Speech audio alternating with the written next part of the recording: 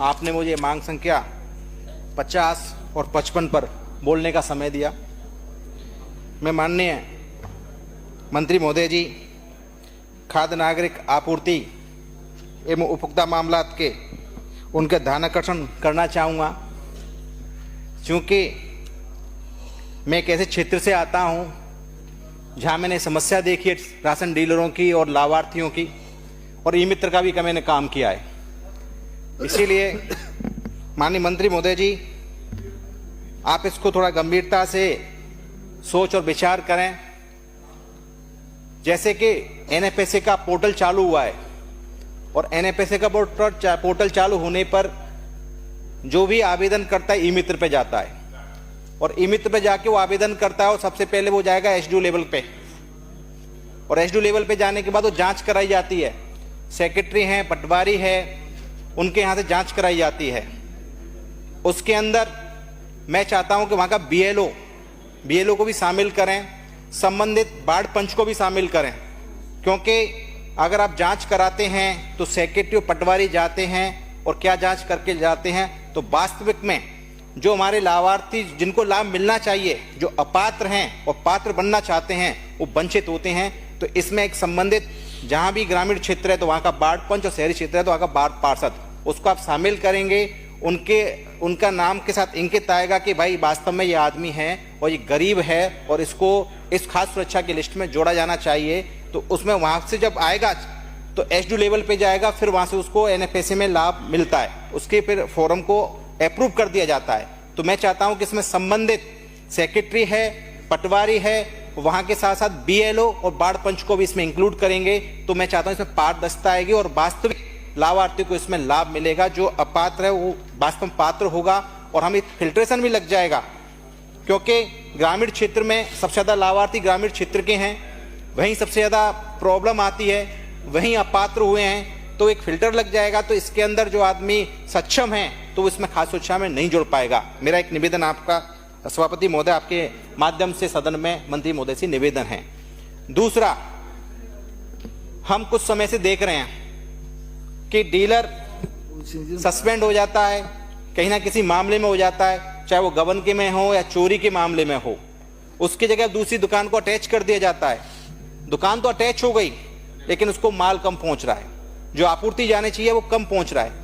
मेरे यहाँ ऐसे कई सारे डीलर हैं जो उन्होंने उनकी दुकान, या तो दुकान में चोरी हो गई या वो किसी कारणवश निलंबित हो गए, उनकी पॉस मशीन में से वो सामान नहीं हट पाया और जांच चल रही है। तो मेरा आपसे निवेदन है मंत्री महोदय जी कि जब जांच चल रही है तो उस पॉस मशीन में से उस स्टॉक को तो हटाया जाए। जब वो दोषी पाया जाएगा तब आप उस पर कार्रवाई करें। जब तक वो स्टॉक उसमें बोलेगा तो दूसरे डीलर को वो स्टॉक कम मिलता है, तो वो जितने भी एक तो खुद की उसकी दुकान है जो बेच रहा है क्षेत्र के लिए, जो लाभार्थियों को दे रहा है माल, दूसरा वो अटैच कर दी, उसका कम आ रहा है। तो वहाँ राशन डीलरों के साथ इतनी ऐसी स्थिति पैदा हो जाती है कि लड़ाई झगड़े तक की नौबत आ जाती है। तो मेरा आपसे निवेदन है कि जब तक उस डीलर पे गबन या कोई ऐसा आरोप जो लगा है साबित नहीं हो जाता, उस पोस्ट मशीन में से जो स्टॉक है उसको हटाया जाए। ये हट जाएगा तो सामान पूरा पहुंचेगा, खास सुरक्षा पूरी पहुंचेगी, और जितने भी लाभार्थी उनको आराम से सामान मिलेगा। तीसरा, धौलपुर की मैं बात कर सकता हूं, हो सकता है अन्य जगह भी चल रहा हो प्रदेश के अंदर, कि जब भी गोदाम से, एफसीआई के गोदाम से खास सामान डीएसओ के द्वारा डीलर सब के यहाँ पहुंचता है, तो उसके लिए कोई तिथि निश्चित होनी चाहिए कि भाई डीलर के यहाँ इस तारीख को आपका सामान पहुंचेगा, और वो भी 2 टुकड़ों में पहुंचता है। एक साथ पहुंचे, एक साथ स्टॉक उतरवा लेगा, स्टॉक मशीन में चढ़ जाएगा एक साथ ही, और आसानी से वो लाभार्थियों को सामान बांट पाएगा वहां पे।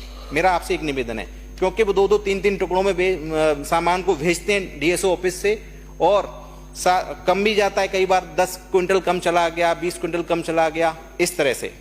साथ ही तो इसमें आप गंभीरता से सोचें कि उनको एक साथ जाए, और 1 महीने की निश्चित तारीख को पहुंचना चाहिए। रोटेशन उस पर कई सारी गाड़ियां जाती हैं आपके सामान लेकर के। साथ ही मैं ये कहूँगा कि हमारे पेंशनर, अभी हमने अखबार में पढ़ा, मंत्री महोदय जी ने भी जवाब दिया कि वो 18 नहीं 14 लाख हैं, पेंशन नहीं आ रही है, और ऐसी स्थिति पोस्ट मशीन पे है लोगों के साथ। कि उनके फिंगरप्रिंट काम नहीं कर पा रहे हैं। कई जगह ऐसी स्थिति है, या ओटीपी नहीं जा पा रहा है ग्रामीण क्षेत्र जहाँ नेटवर्क प्रॉब्लम होती है।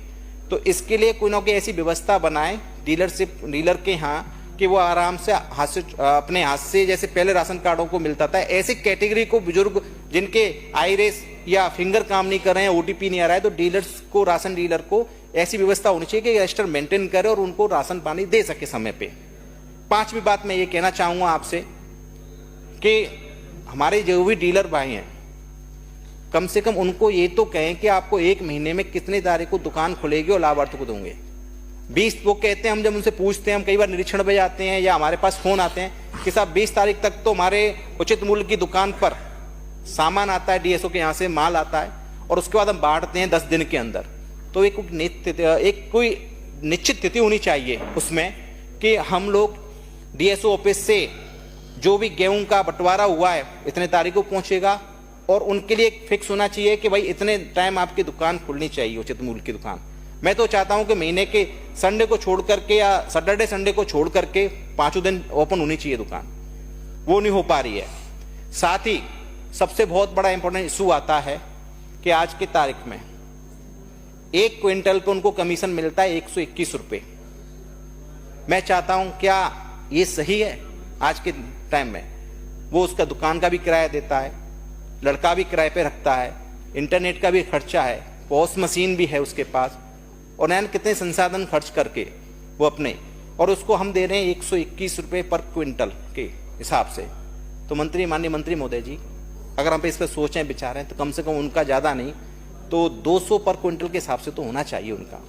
साथ ही हम बात करते हैं गुजरात मॉडल की। जहाँ तक मेरे जानकारी में है, पूरे हिंदुस्तान के अंदर गुजरात के अंदर उचित मूल्य के राशन डीलर को मानदेय दिया जाता है। तो मेरा उनका भला होगा, मंत्री महोदय जी दुआ देंगे वो आपके लिए। मैं चाहता हूं कि उचित मूल्य की जो भी डीलर है राशन बेच दे रहा है उसके लिए कम से कम मानदेय तो फिक्स होना चाहिए। जब हम 285 रुपये रेट नरेगा में दे सकते हैं तो उस हिसाब से ही कर दो आप, कुछ तो उनको देना पड़ेगा मानदेय हम लोगों को। साथ ही हम पॉस मशीन का जिक्र करते हैं, कई जगह पॉस मशीन काम नहीं करती है। तो क्या हम सभापति महोदय जी आपके माध्यम से, क्योंकि चूंकि मामला मेरा नहीं है, सभी विधानसभा के सदस्यों का भी है, क्या हम ऐसी कोई वैकल्पिक व्यवस्था रख सकते हैं कि पॉस मशीन की जगह हम कोई एक लैपटॉप प्रिंटर कंप्यूटर के हिसाब से उसका राशन कार्ड का, डीलर का राशन कार्ड का नंबर चढ़ा करके उसको हम बांट दें, उसका पॉस मशीन काम नहीं कर रहा है, या कोई टेक्निकल, ये तो हो गया ऑनलाइन का सिस्टम, ऑफलाइन भी रजिस्टर मेंटेन करा दें। साथ ही गरीब व्यक्ति हैं, एनएफएसए के अंदर वो अपात्र हैं और उनको जुड़ना है और ई मित्र पे जाके वो नहीं कर पा रहे हैं, तो क्या हम लोग ऐसी पावर दे सकते हैं, संबंधित सरपंच हो गया, वहाँ का सेक्रेटरी होगा, या विकास अधिकारी हो गया, या एसडी ऑफिस हो गया, कि भाई वो देखें, उनकी जांच करें और खुद वो राशन को चालू करा दे, राशन कार्ड को, कि भाई वास्तव में ये आदमी पात्र है लेकिन अपात्र है और हम इसको जोड़ना चाहिए। तो मेरा तो ये मानना है कि हर जगह एसडी ऑफिस होता है, आप ऑनलाइन कराओगे तो भी जांच में आ जाती है, जांच करके लाते हैं। अगर कोई ऑफलाइन भी आवेदन कर देता है तो एसडीओ साहब उसको मार्क करके संबंधित विकास अधिकारी को भेज के संबंधित सेक्रेटरी, और एक जो हम लोगों ने जो आप बना रहे कमेटी, उसमें संबंधित बाढ़ पंच भी हो गया, आपका पटवारी भी हो गया, सर एक मिनट, पटवारी भी हो गया, आपका बीएलओ को ले लो उसके अंदर, और उसके अंदर सेक्रेटरी भी है, तो इनकी एक लिस्ट बना के वहां से ऑफलाइन आवेदन को भी आप कर सकते हैं। तो मैं चाहता हूं दूर दराज के जो ग्रामीण क्षेत्र है उन लोगों को बहुत सहूलियत होगी इसके अंदर, दुआ देंगे आपके लिए वो। साथ ही मेरा ये बहुत निवेदन है, क्योंकि हम कई ई मित्र की दुकान चलाई है मैंने, तो मेरे बगल से कई राशन डीलरों की दुकानें थी, तो वो उनकी जब मैं स्थिति देखता हूँ तो वो लड़ाई झगड़े भी होते हैं, मुझे सामान कम मिला, उसको ज़्यादा मिल गया, गेहूँ ज़्यादा मिल गए, तो ऐसी स्थिति में वो क्या कर पाएगा, सहज हो जाता है डीलर। तो उसको एक तो मानदेय मिलना चाहिए। साथ ही जो मैंने गंभीर विषय बताया कि किसी कारण कोई भी डीलर निलंबित हो गया और उसके स्टॉक में वो बोलता रहता है, जब तक उस पर आरोप प्रमाणित नहीं हो जाते, और आरोप प्रमाणित हो जाते हैं तब आप स्टॉक को उसके साथ कार्रवाई करें, लेकिन उस स्टॉक को तो हटाए, जिससे जितने भी वहाँ उसके क्षेत्र के लाभार्थी हैं, एनएफएसए के लाभार्थी हैं, और उन लाभार्थियों को सही तरीके से सुचारू रूप से लाभ मिल सके। आपने मुझे बोलने का मौका दिया, बहुत बहुत धन्यवाद। केसर राम जी।